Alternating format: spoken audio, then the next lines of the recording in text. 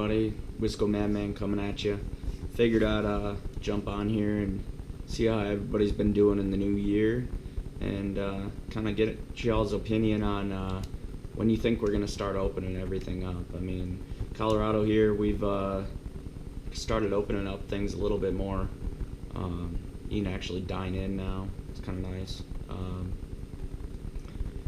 Depends on where you go, on how restrictive they are. I just went by a bowling alley a little bit ago, and everybody's operating there like it's just no masks and completely normal. I mean, staff's wearing masks and whatnot, but as long as you're in your lane area, they're getting pretty opened up, allowing you to actually do things.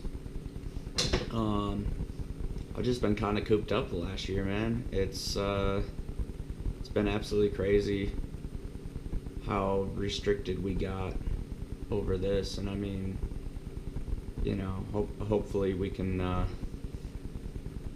start getting out and doing things. I miss going to concerts, and I miss going to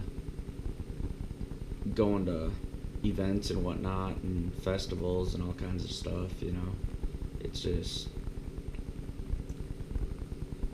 I hope this doesn't become the new norm, the new normal. You know, I'd really like to see it open up a little bit more and be able to get back to normal life and whatnot. And you know, it's starting to sound like even with vaccines and everything that, you know, they're still going to keep us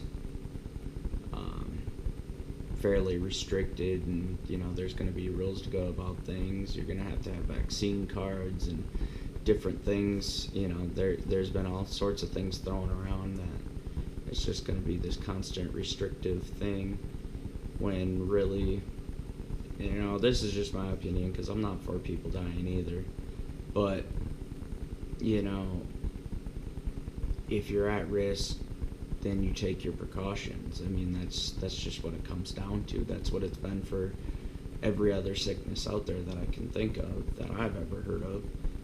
And I find it crazy that, you know, you can have such a low death rate overall and extremely low outside of the comorbidity.